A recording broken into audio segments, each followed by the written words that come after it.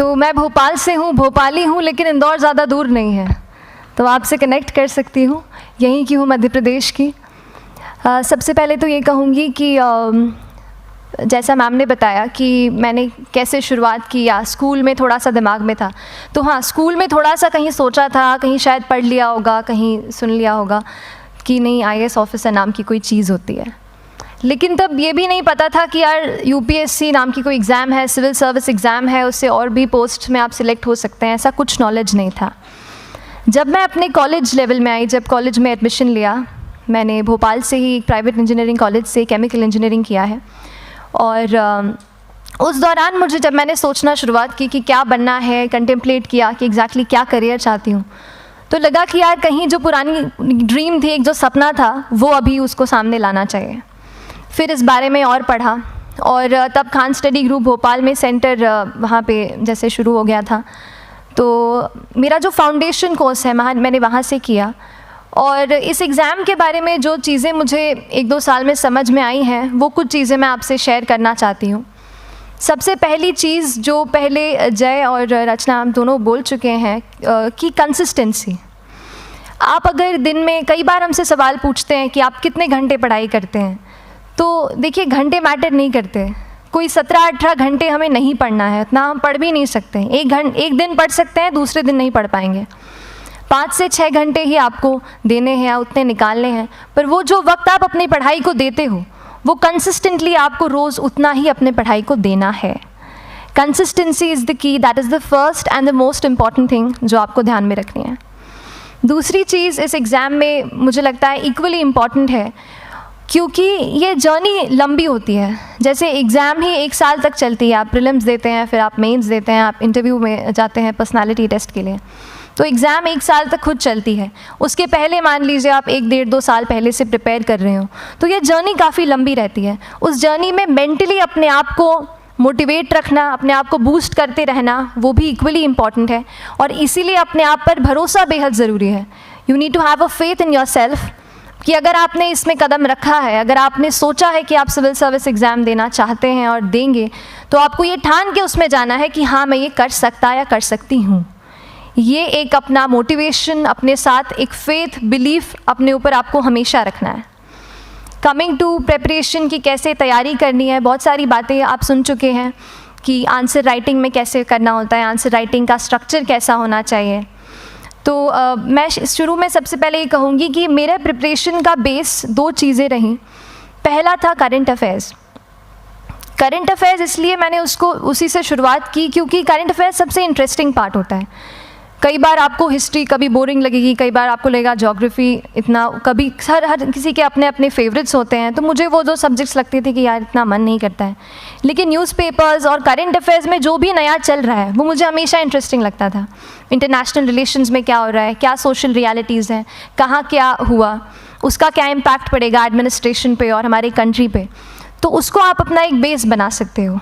आप current affairs based preparation कर सकते हैं, इसलिए भी क्योंकि अगर आप मेंस एग्ज़ाम देखेंगे तो काफ़ी डायनामिज्म आ गया है, केवल प्रीलिम्स में नहीं बल्कि जनरल स्टडीज़ पेपर 2, पेपर 3 में भी आप देखेंगे कई सारे ऐसे सवाल हैं जो करंट इवेंट्स से इंस्पायर्ड होते हैं, उन पे बेस्ड रहते हैं। तो जब आप न्यूज़पेपर बेस्ड, करंट बेस्ड पढ़ाई करते हैं तो वो आपका प्रिपरेशन वहाँ से भी कवर हो सकता है। दूसरी जो चीज़ मैंने जिस पे बहुत फोकस किया वो थी आंसर राइटिंग।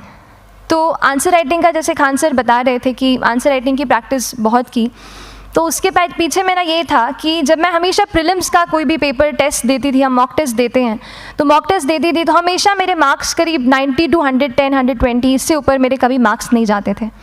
तो मुझे हमेशा ये डर था कि यार प्रीलिम्स में कहीं मेरा कुछ, क्योंकि कट ऑफ भी इसी कुछ रेंज में जाता है, तो हमेशा लगता था कि यार कुछ गड़बड़ यहाँ ना हो जाए।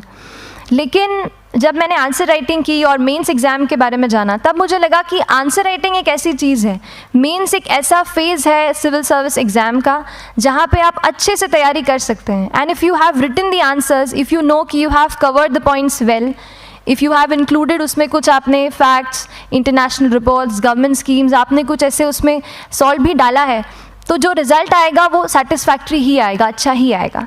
तो मेंस एक ऐसा पार्ट है जिस पे आप काफ़ी बैंक ऑन कर सकते हो।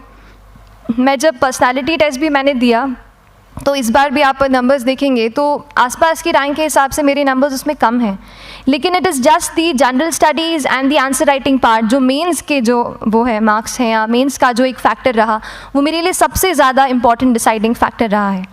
तो अपना एक्सपीरियंस यही बताऊंगी कि आंसर राइटिंग पे आप विशेष फोकस कीजिए।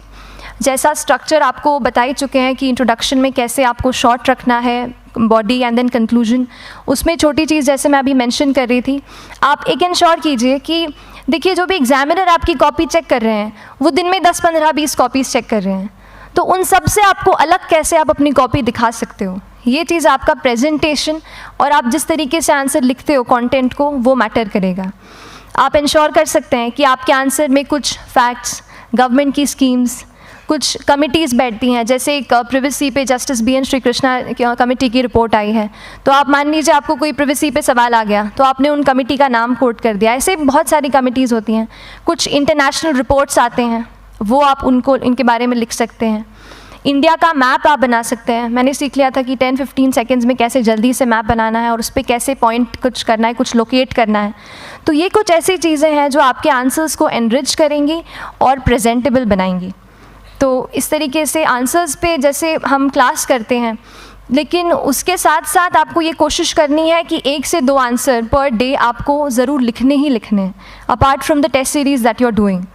आंसर राइटिंग से 2-3 चीज़ें होती हैं, ना केवल हमारी एक लिखने का हमें समझ आता है हम क्या लिखते हैं कैसा है, पर हमारा कॉम्प्रिहेंशन भी इम्प्रूव होता है। हमें कितना समझ में आया वो भी हमें खुद समझ आता है जब हम आंसर्स लिखते हैं। और इसीलिए आंसर राइटिंग पे आप फोकस कीजिए, 1 से 2 आंसर ज़रूर लिखिए।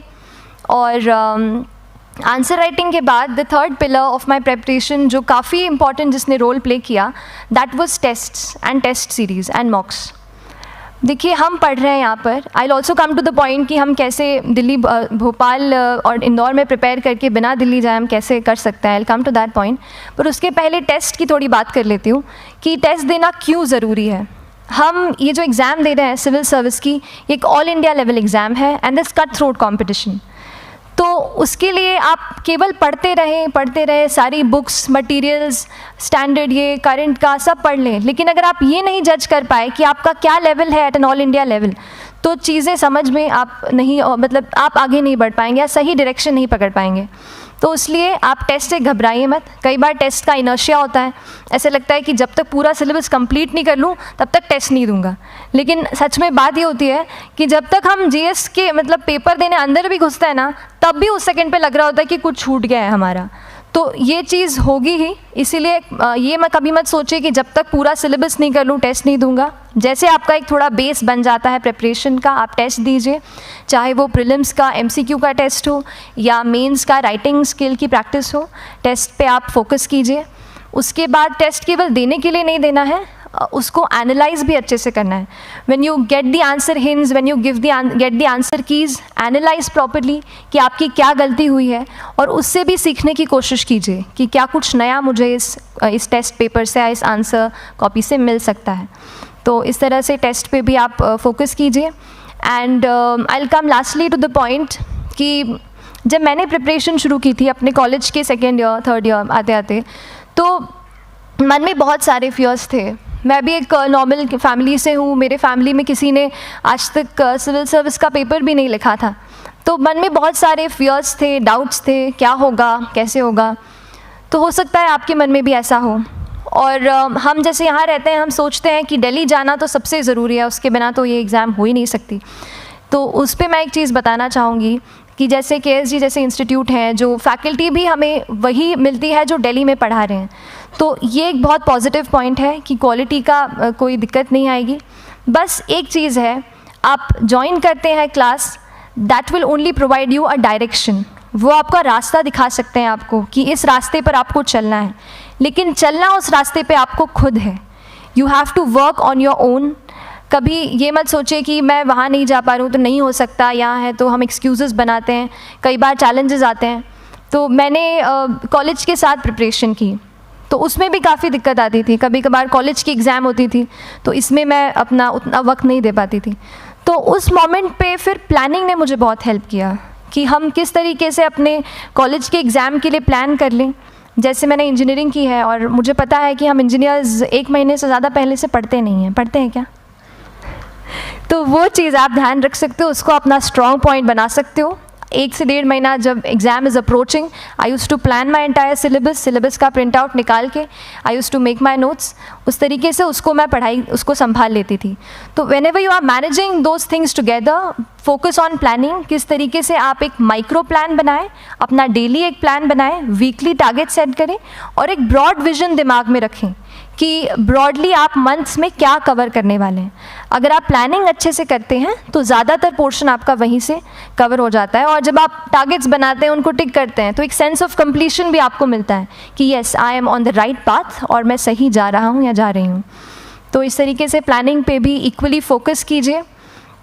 एंड बस यही सिंगल बिगेस्ट मैसेज मेरी तरफ से यही रहेगा कि आपने अगर ठान लिया है, अगर आप सोचते हैं कि आप ये एग्ज़ाम क्रैक कर सकते हैं, तो आपको रोकने वाला और कोई नहीं, आप खुद ही हो सकते हैं। तो खुद आप अपनी रुकावट कभी मत बनिए, एक्सक्यूज़ेस मत बनाइए। ऑब्स्टिकल ज़रूर आएंगे, उन्हें आपको चैलेंज करना है। Challenges are meant to be challenged.